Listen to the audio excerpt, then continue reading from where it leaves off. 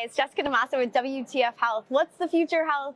I'm talking to the who's who of health tech and healthcare innovation here in the Digital Health Studio. And joining me right now, I have Farah Magrabi.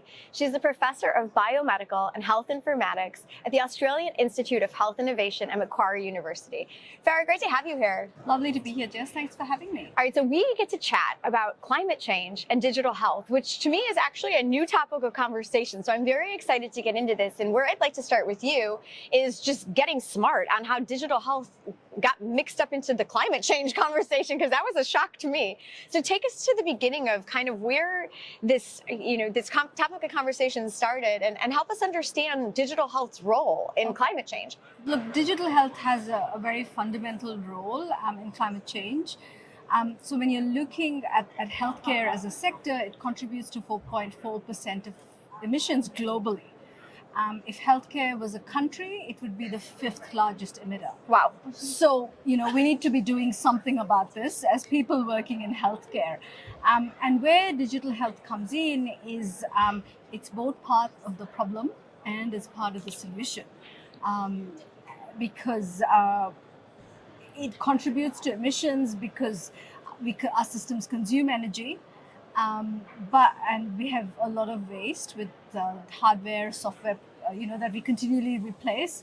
But then it actually has a really important role to play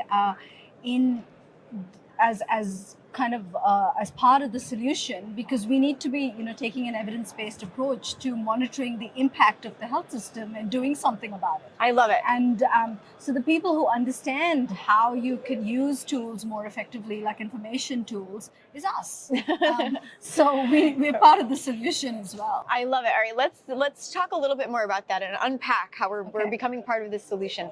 So talk to me a little bit about the data-driven approach that you could see, health informaticians and others who are in the digital health space taking to even help, shed a light on the problem. I mean, the statistic you just shared with us about healthcare, if it was a country being the 5th largest, 5th largest user of or creator of carbon emissions, talk to me a little bit about, how data can play a role in just helping create awareness for this problem.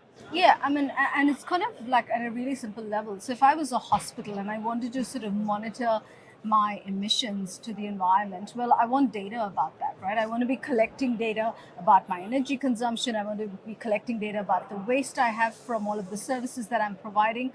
Well, I need that data. I need to be looking at it on an ongoing basis. I need to be putting in measures to reduce that and continually kind of getting better. And so the data that we have, in terms of monitoring, energy usage and other consumption, it's fundamental, right? Like, unless I know what I'm doing, how do I change my practice? Right. All right, so where do you see digital health really expanding its role as part of the solution? So I know this is a conversation that's kind of in early days, but we've talked, there have been a couple sessions even here, it's kind of talking about what can happen next. So talk to me a little bit about what you've learned about where people are generally seeing how digital health can fit in terms of really creating solutions to some of these issues.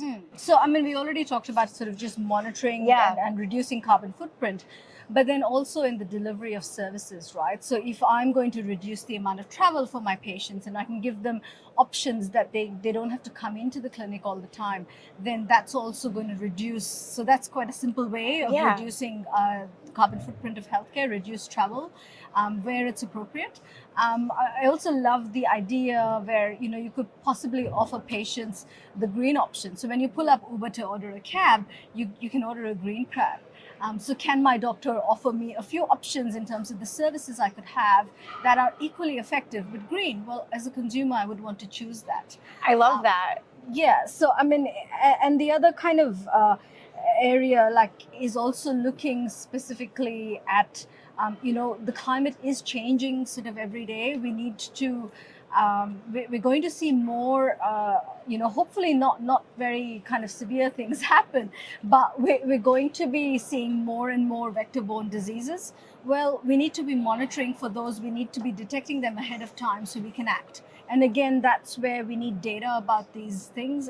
If vector-borne diseases are traveling southward, well, in the southern hemisphere, so they're going to travel southwards, and in the northern hemisphere, they're going to travel northwards from the equator.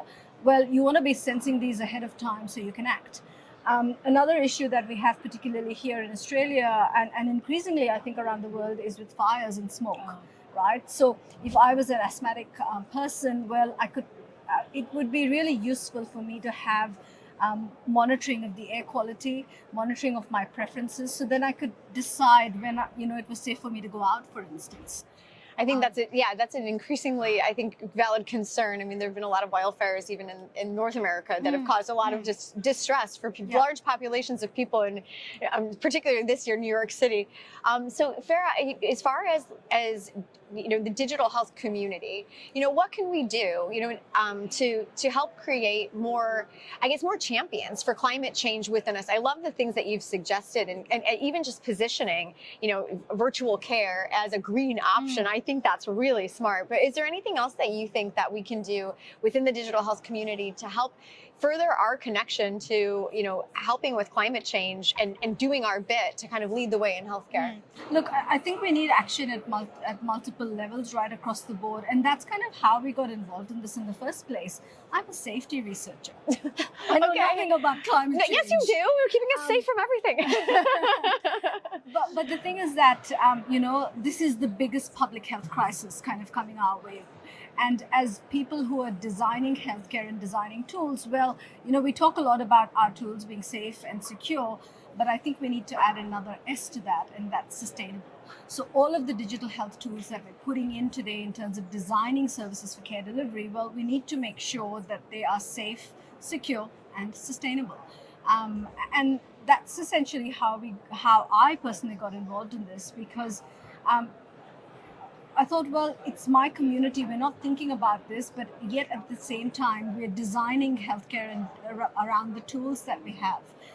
Plus, at the system level, as I sort of mentioned earlier on, we are the people who understand data and information better than anybody else. Yeah. We know what are the kinds of systems we need to design, what makes them usable, what are the factors that influence use and uptake of these tools that we're going to need increasingly to monitor and reduce our carbon footprint. I feel like the big stop here on all of this could be people in healthcare thinking, what does healthcare have to do with climate change? And I think, say a little bit more about the case for why it's connected, because I think that's one of those. I mean, you're just saying, well, I'm safety. I know nothing about this, but this is part of human safety, and this is a part of healthcare. And I think I'd love to hear from you, who's done a significant amount of research in this space and helped, pull together, different pieces, publications actually about climate change and digital health. What should we, to those who don't believe that this is a problem, first of all, and to those that don't believe it's a healthcare problem, arm us with something snappy to say back. Well, I think for those who don't really believe the problem, well, the science is clear. We've believed scientists on a whole, range of issues, but we've just come out, or we're slowly trying to come out of a pandemic. We've relied on scientists for us to lead the way, and I think so too with climate. I mean, the science is clear. We need action. We need action at all levels, and it starts with the individual. And as people even working in the system, if I'm trying to make sure that everything I do is sustainable, well, hopefully that will make a difference. And I think that's sort of an important message to take away. I mean, it's really easy to sort of, read the news and sort of say, we keep setting targets, we keep, not meeting them. And so is it worth doing anything about this? But I think we each need to be doing something in our own sort of way to make sure that, each little bit counts. Farah, thank you so much for joining me here today. I mean, I hope that this is the first of many conversations I have about digital health and climate change. So thank you for getting us smart on the issue and giving us a strong call to action. I really appreciate it. Wonderful. Thanks very much. Thank you. Jess. I'm Jess Damasa. For more interviews with the people who are changing the way that we do healthcare, head on over to my YouTube channel. It's youtube.com/WTF Health. Talk to you guys real soon. Thanks so much for joining us. Bye.